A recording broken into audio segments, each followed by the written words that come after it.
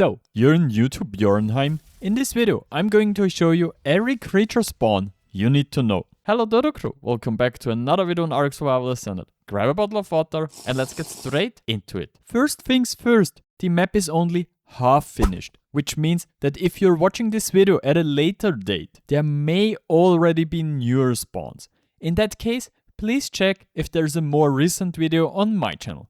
Secondly, Nekatus has made it very clear that certain creatures won't appear on this map. So if you're looking for a Giga or a Karcher, you won't find them. Thirdly, no, there are no Pyromanes on this map. And finally, in addition to the creatures in the video, I found further spawns for Feroxes and Ozzidons, for example. These seem to be in place but deactivated, which means they might appear a bit later or were simply forgotten when the map was finalized. And if you're looking at this guide now and have no idea which locations I'm talking about, you might want to check out my Bjarnheim location guide first. You'll come across what's probably the most important creature on the map, the Griffin, fairly early on. They spawn in the mountains between the Rustlands and Amberwood. This is the easiest spawn. Even though there are others further across the map, you won't have to search for long here. There are two ways to tame them. You can either use the standard knockout method, or you can kill the parents and then claim one of the babies. You should be able to find plenty of guides on YouTube, and if I come across one, I'll link it straight away. It was actually pretty clear that there would be ice wyverns. They just fit the setting too well. You'll find ice wyverns quite easily on the eastern edge of the map, in the blowing ridges. They fly around here and build their nests. The nests are really easy to spot, but as soon as you've stolen an egg, you'd better get a move on. Loads of wyverns spawn here and they'll come straight after you. You can find fire, poison and lightning wyvern eggs in the wyvern rocks or wyvern altars. These are at the western end of the Ironbark forest. All kinds of wyverns fly around this area, and the wyvern closest to one of the nests will lay its egg there. This means you can farm specific, high-level wyverns quite effectively here. Simply kill all the others and then kite the wyvern you want near to the nest. Now de-render the area, and when you return to the wyvern, there should be a new egg in the nest. Are you tired of playing alone on a dead server? Sick of lag, wipes and admins who never show up? Then it's time to join TBS, one of the biggest no-wipe servers, on which I'm actually playing and I'm making a video on. On top of that, on their PvP and PvE servers, they have all maps available cross-platform, custom caves that are truly outstanding, auto-lootable raid bases, and even full 48-hour offline raid protection during the week. Not only that, but on weekends, it switches to a 3x orb, which offers the possibility for offline raids, more action, and so much more. A maximum of 4 players per tribe is allowed, and there are cash prizes for the best tribes.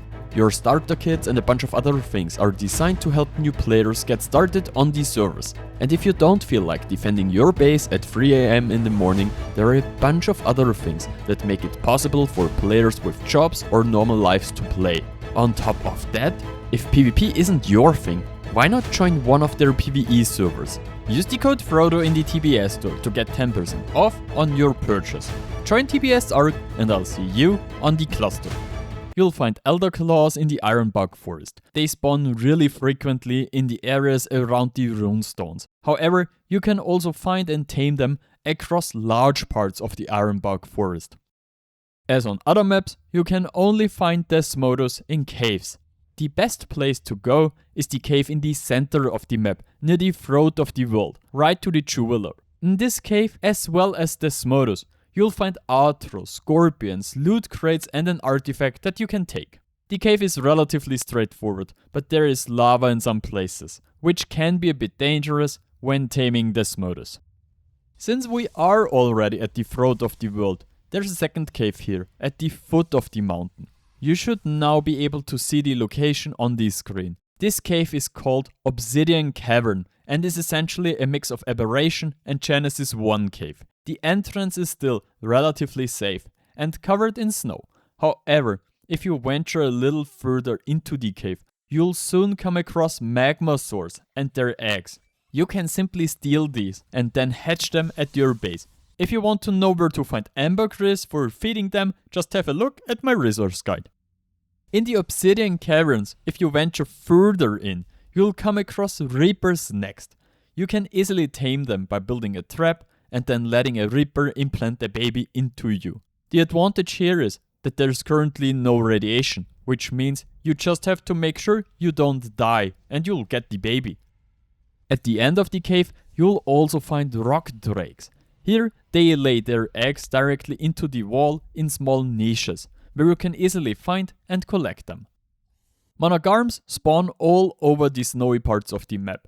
I was particularly lucky to find manas at the western end of the Blowing Ridges near the glacier lands.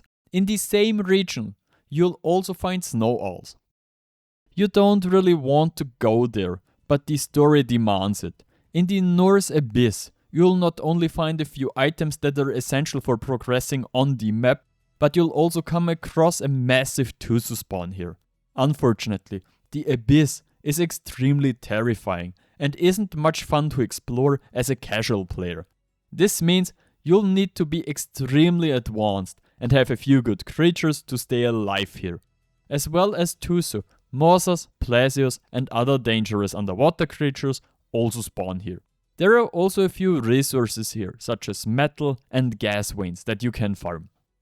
By the way, I'm at around 10k subs. My goal is to hit 20k subs by the end of the year. So if you enjoy these guides, hitting subscribe would really help. Karkinos also spawn in the Abyss. I don't get it though. You can't really tame them that deep underwater, or can you? Even if it makes sense for crabs to spawn here, you can really only kill the parents and then claim their babies, I guess. On the other hand, an enormous number of Karkinos spawn here, which makes it much easier to find a baby you can take for yourself. Quetzals actually spawn all over the map. These days they are often seen with their babies, which makes them much easier to tame. And last but not least, there's also mantises. It sounds a bit odd, but it's true. You can tame a mantis in the Deadlands. Although there aren't any death worms, you can find and kill rhinos and ex-rhinos pretty much all over the map and then use their horns to tame a mantis. So in my opinion, these are the most important spawns. If I've forgotten anything, just let me know in the comments and I'll pin a comment listing all the remaining creatures. I hope you liked this video and I'm thrilled to read if this video has helped you. Hit the like button, leave a comment below for the algorithm and consider subbing to the channel. Alright, Frodo.